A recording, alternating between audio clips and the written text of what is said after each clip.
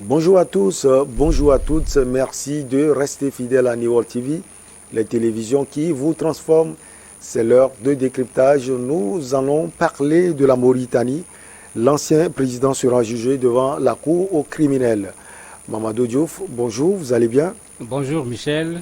L'ancien président Mohamed Ould Abdelaziz sera jugé par un tribunal pour corruption présumée avec 11 autres dignitaires de son régime sur décision du juge. Mamadou Diouf, cette affaire mine l'ancien président depuis 2020. Est-ce qu'on peut aller un peu en profondeur de ce qui lui arrive? En fait, il a été président de la Mauritanie pendant une dizaine d'années. Quand il a cédé le pouvoir, si on peut l'appeler ainsi, à son dauphin, au niveau du Parlement, il y a une commission d'enquête qui a été mise en place pour jeter un coup d'œil sur les 10 ans de gestion de l'ex-président.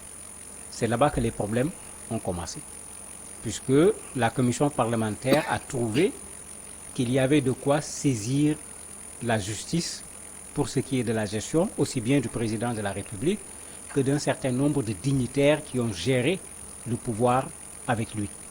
C'est passé par la suite à la justice. On se rappelle encore des péripéties où il a plusieurs fois été convoqué. Il a refusé d'ailleurs d'aller répondre à la convocation. On l'a obligé en l'amenant à la convocation. Il a refusé de répondre aux questions qu'on lui posait. Maintenant, on arrive à quelque chose de plus précis, puisque à l'époque, c'était plus l'enquête. Aujourd'hui, on va en bonne et due forme vers un jugement, parce qu'il y a un dossier qui a été constitué contre lui, contre 2 anciens ministres, contre des ministres, des hommes d'affaires, son gendre, etc. Et là, les gens semblent avoir quelque chose sous la main, même si, il faut le dire, le président a toujours contesté ces accusations et continue de le faire. Il parle de chasse aux sorcières, etc. Son avocat ne cesse de répéter la même chose, mais la partie adverse également donne des éléments disant voilà ce qui s'est passé, voilà ce qui s'est passé. Alors, comme vous l'aviez dit, l'ancien président Abdelaziz dit toujours que c'est un procès contre sa personne. Est-ce que l'actuel El Ghazouani a quelque chose à reprocher à son prédécesseur, particulièrement? A priori, non. C'est 2 personnes qu'on a vues travailler de concert. À la limite, j'aime pas le mot dauphin parce que dans une démocratie, il n'y a pas de dauphin.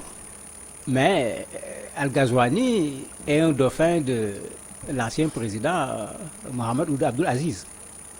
Donc, en tout cas, jusqu'à ce qu'il devienne président de la République, on n'a pas senti qu'il y avait une animosité entre les 2 hommes. C'est vrai qu'après qu'il soit devenu président, c'est comme si l'ex-président a voulu rester un président caché. Puisque là, il a commencé à avoir des problèmes dans le parti. Et on a senti la tension entre les 2 hommes pendant cette période-là. Et j'espère que l'ancien président n'est pas poursuivi à cause de ces tensions. Parce que sur le principe, moi je trouve qu'il est tout à fait normal qu'un ancien président, c'est-à-dire le premier citoyen du pays, vienne répondre. Et ça se voit maintenant. On va poursuivre le président guinéen, on va poursuivre le président Yaya Jammeh, Blaise Compaoré a été poursuivi, Hosni Moubarak a été poursuivi, Ben Ali, Sarkozy, Chirac. Il faut que les gens comprennent que les données ont changé. Hein. Quand tu prends la responsabilité de devenir président de la République, il faut savoir que quand tu vas quitter le pouvoir, il y a d'énormes mécanismes aujourd'hui qui permettent à tes victimes, ou bien même parfois à des organisations des droits de l'homme, de pouvoir poursuivre un ancien chef d'État s'il y a lieu de le poursuivre. Maintenant, comme on le dit d'habitude, que ça soit du droit, et que ça soit du droit seulement, pas une chasse aux sorcières de la part du régime qui vient de s'installer. Est-ce que l'envie de Abdelaziz était affichée, l'envie là, peut-être de revenir au pouvoir après? Affiché, c'est peut-être trop dire. Mais il a tenté de garder le contrôle du parti, puisque ça créait même des divisions au niveau du parti. Et on le soupçonnait également, dans la mise en place du gouvernement, de pouvoir placer ces hommes. C'est-à-dire un peu un président qui est parti tout en n'étant pas parti, qui va devoir peut-être donner des consignes, indiquer le chemin à suivre au président actuel. Mais c'est comme si le président actuel a compris qu'il a été élu par les Mauritaniens. Demain, c'est lui qui va répondre devant les Mauritaniens. Il a voulu prendre son indépendance et ses responsabilités en même temps. Et c'est comme si c'est cela qui est à l'origine de ce couac. Alors, l'ancien ministre des Finances et un ancien directeur de société, les deux ont été blanchis. Est-ce vrai? C'est pourquoi j'ai dit qu'on fasse du droit. Quand on est dans une enquête, la personne est présumée innocente jusqu'à la preuve du contraire. C'est le cas également du président, de l'ex-président mauritanien. Il n'a pas encore été jugé. Maintenant, quand on fait l'enquête, l'enquête permet de dire est-ce qu'il y a lieu d'aller au tribunal. Pour ces deux cas, c'est comme si on n'a pas trouvé d'éléments probants pouvant justifier qu'ils partent à un procès. Pour les autres, ils en ont trouvé. Puisqu'ils ont cité, pour le président, puisque les autres, il y a beaucoup de complicité dans ce que les autres ont fait. Pour le président, on lui reproche d'avoir vendu des domaines de l'État. On lui reproche ses relations avec une activité de pêche d'une société chinoise. On lui reproche de l'enrichissement illicite, etc. Donc, vous avez des éléments qui sont là posés. Et vous avez la même chose quand vous prenez la presse mauritanienne. Ils prennent les personnes une par une. Et la presse mauritanienne décrit ce qu'on reproche à chaque personne.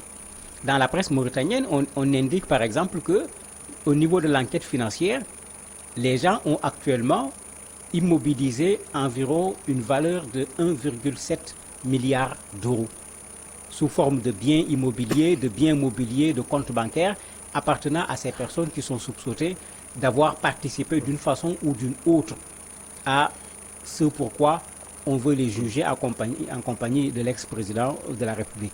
Ça veut dire qu'il y a un dossier qui est là en bonne et due forme. Si pour ces deux, on n'a pas de quoi les amener au tribunal, il est inutile d'amener ces gens au tribunal pour que le tribunal déclare que leur dossier est vide, il n'y a pas de quoi organiser un jugement. Alors, dans ce cas, le juge n'a pas suivi le parquet qui avait requis le renvoi de toutes les personnalités inculpées. Alors, pourquoi il y a eu cette différence d'appréciation entre le juge et le parquet, selon vous? C'est le droit. Dans le droit, chacun a son domaine.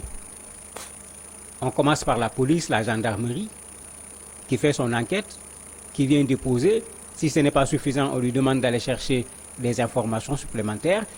Et cela va étape par étape jusqu'à ce qu'on arrive à on va organiser un jugement ou pas. Et dans ça, chacun a son domaine, en réalité. C'est pourquoi vous lui proposez de juger des gens, parce que vous considérez que vous avez des éléments suffisants pour que ces gens soient jugés. Il prend le dossier, il considère que les éléments qui ont été apportés ne sont pas suffisants pour aller à un jugement, mais il vous renvoie le dossier pour que vous l'étoffiez, pour que le dossier puisse aller au tribunal. Si vous n'êtes pas en mesure de le faire, mais il trouve inutile d'aller organiser un procès où, à la limite, avant même qu'on ne fixe la date du procès, on connaît le résultat. Et je crois que c'est logique, ce n'est pas la peine d'amener quelqu'un. C'est pourquoi on fait l'enquête, c'est pourquoi il y a ce travail préliminaire qui malheureusement souvent n'est pas bien compris, parce que dès qu'on met quelqu'un sous enquête, les gens considèrent que la personne est déjà coupable. Ce n'est pas le cas, la personne est présumée coupable, mais elle est également présumée innocente. Et l'enquête doit aller dans les deux sens. Il ne faut pas qu'on l'oublie. L'enquête n'est pas là pour aller à charge seulement. L'enquête doit pouvoir également aller à des charges. Et quand la partie des charges montre qu'il n'y a pas lieu d'amener la personne au procès, la personne indiquée vous dira qu'il n'y a pas de quoi organiser un procès et le dossier s'arrête là-bas. Alors, parmi ces co-inculpés, il y a ces gendres. Est-ce qu'on peut en déduire qu'il y avait une gestion clanique du pouvoir Abdelaziz? Ça c'était connu, et dans la presse mauritanienne, les gens en avaient parlé. Son gendre en particulier, Mohamed Ibn Sabou, lui, il lui reprochait plein de choses. Une des choses qui lui est reprochée, c'est son beau-fils, pour être plus précis. On lui reproche du trafic d'influence. Ce que l'on voit régulièrement, comme dit le chanteur, le fils du président est président. Donc, il a dû, parce qu'il est le beau-fils du président de la République, se donner des pouvoirs qu'il n'a pas. D'ailleurs, on lui reproche cet abus de confiance, enrichissement illicite, recel de biens provenant d'enrichissement illicite, participation à un recel d'enrichissement illicite, octroi d'avantages indus dans des marchés publics. C'est pourquoi j'ai dit, quand vous allez dans la presse mauritanienne, pour chaque personne, il est documenté ce qui est reproché à la personne. Donc lui, en plus de la complicité, il a eu lui-même à commettre un certain nombre de délits qu'on lui reproche, délits pour lesquels le tribunal souhaite qu'il vienne répondre, qu'il vienne se laver, comme on dit. Ben, s'il parvient à prouver son innocence, on le laissera tranquille, comme on l'a fait avec les deux premiers. Si ce n'est pas le cas, le tribunal se chargera de décider de la condamnation qui répond à son délit. Alors, cela veut dire que cela crée des rapports, si on peut le dire, difficiles entre les deux personnalités aujourd'hui.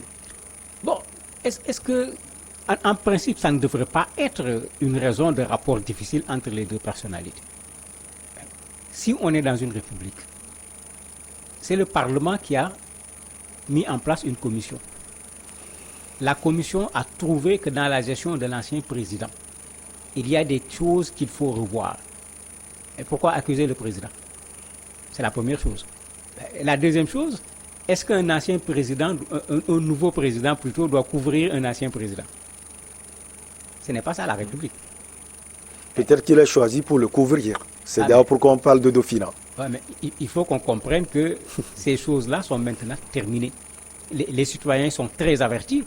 Et vous avez des organismes de la société civile de façon générale qui travaillent énormément sur ces questions d'enrichissement illicite. Vous avez vu des procès en Europe qui ont été organisés contre le fils du président équato-guinéen. Ce n'est pas les équato-guinéens qui ont porté plainte. C'est plutôt des organisations non gouvernementales qui ont porté plainte. Et il y en a encore contre l'ancien président Bongo, mais il n'y a pas eu de procès puisqu'il n'est plus de ce monde. Il y en a contre un certain autre nombre de présidents. Il faut qu'on accepte que le président de la République est le premier des citoyens.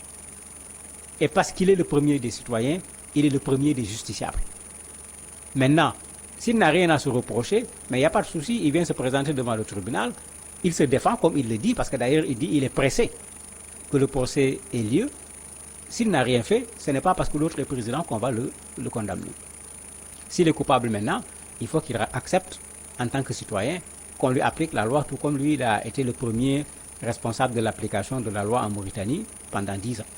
Est-ce qu'on peut dire que El Ghazouani n'est pas comme le président Bazoum, mais est comme Joao Lorenzo en Angola? Ben, en tout cas, de plus en plus, on voit des dauphins qui ne continuent pas dans le sens de ce que voulait celui qui les a, j'allais dire, favorisés. C'est pas seulement en Angola, on a vu le cas de la RDC également, oui. Avec cette chose qui n'est pas encore clarifiée entre Kabila et Tshisekedi, qui a permis à Tshisekedi de devenir président de la République. Ça aboutit où? On a cassé la majorité de Kabila à l'Assemblée, donc ces ficelles qu'il avait pour tirer, on a tout coupé.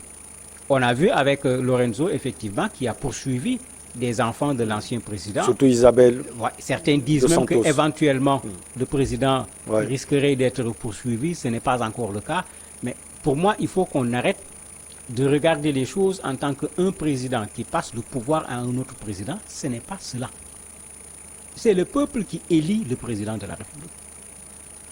Si le président arrive, nous avons des inspections généraux d'État, nous avons tout un ensemble d'institutions qui sont là pour faire un travail de contrôle des gestions. On fait le contrôle, on vous dépose les dossiers devant vous. Vous constatez que le fils du président, son neveu, le président lui-même, l'ancien Premier ministre, ont commis des crimes sur le plan économique, mais il faut que le président en exercice prenne ses responsabilités pour que ces gens-là soient poursuivis, tout comme un autre citoyen qui se serait retrouvé dans les mêmes conditions va être poursuivi. Ce n'est plus la peine de parler d'actuel ou d'ancien président dans ces conditions. C'est un citoyen qui doit venir répondre tout simplement devant la justice. Merci beaucoup à vous, Mamadou Diouf. On a parlé de la Mauritanie. L'ex-président Mohamed Ould Abdelaziz sera jugé devant la cour criminelle. On marque la petite pause et derrière on reçoit le Magloa Kemayo.